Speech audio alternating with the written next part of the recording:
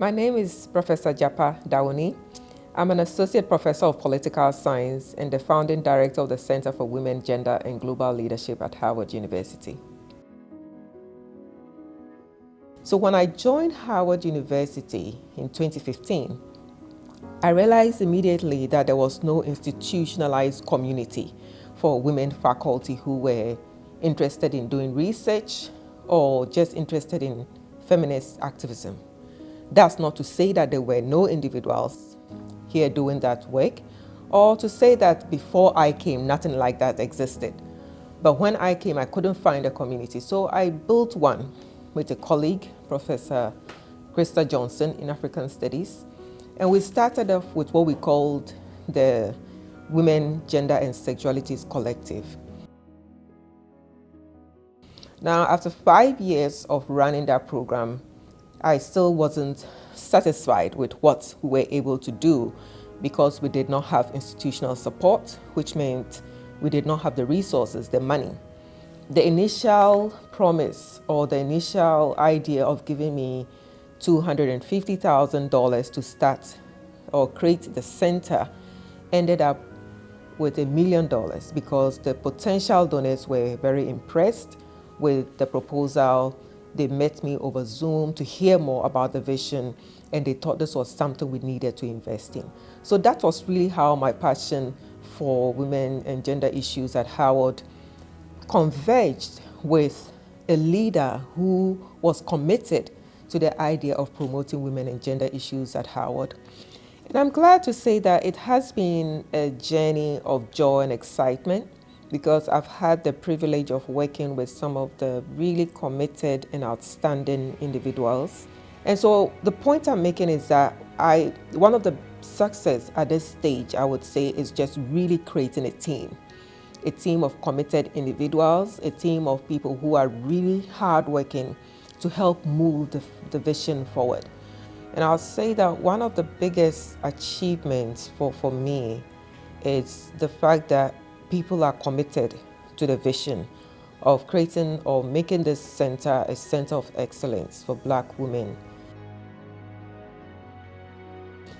There's also the challenge of just, building a team. I'm fortunate to have a great team now, but finding the right people to connect with and supervising the work, creating a culture, a workplace culture that is conducive and inclusive of everyone.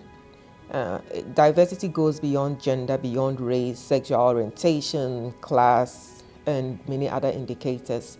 But having a mindset that tells us that the more we have different people, different experiences, different backgrounds, all of those help to enrich our community.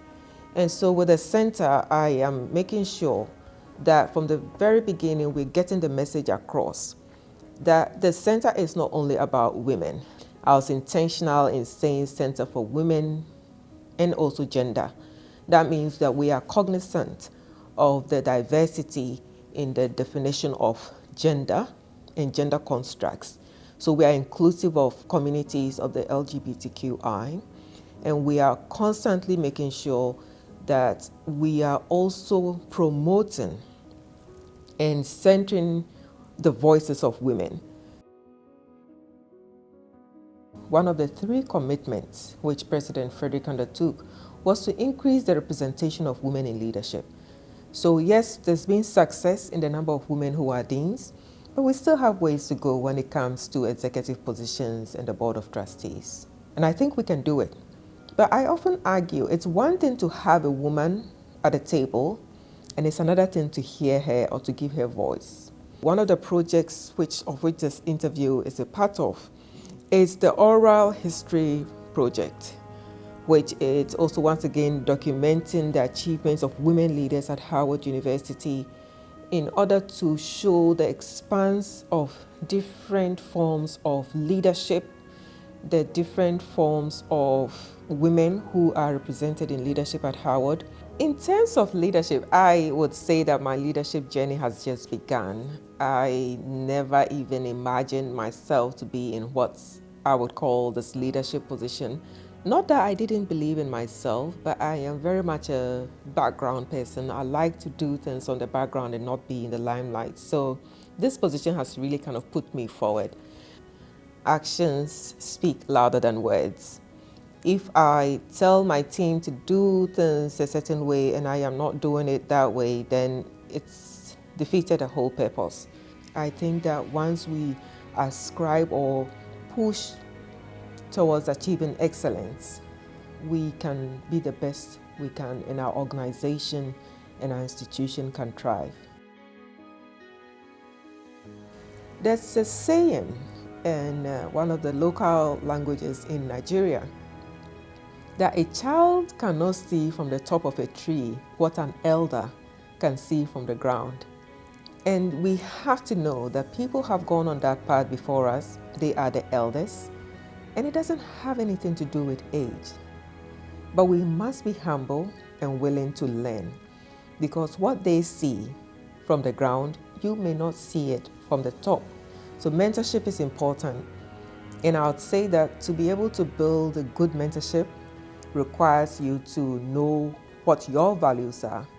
Seek out people who would help move forward those values. But most importantly, in the process, do not forget who you are. Do not succumb to who your mentor is or what they want you to be just because you are dying for mentorship. There are so many people out there. If there's no compatibility between you and a mentor, you don't have to stay in that relationship. Find one that works for you. The center is not about me, it's not about us, it's about Howard. It's about the Howard legacy.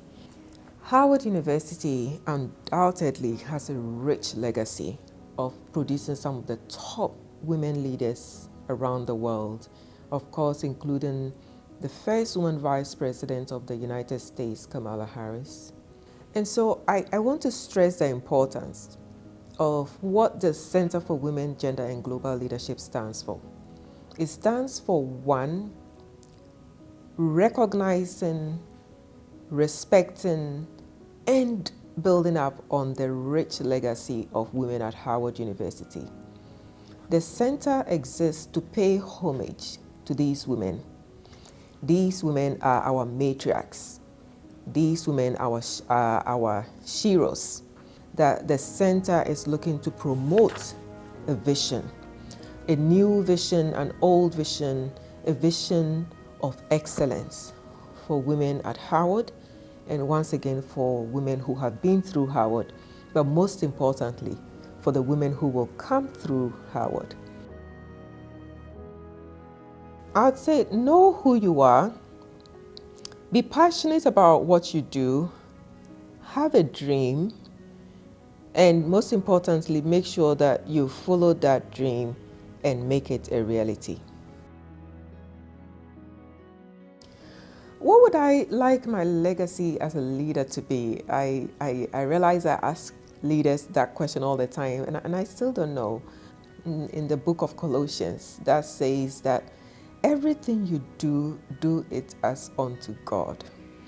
And so if there's one thing that I want to be remembered for, not that I'm going anywhere anytime soon, I want my legacy to be 80 years from now when I'm retired, would be simple. She was here and she had an impact.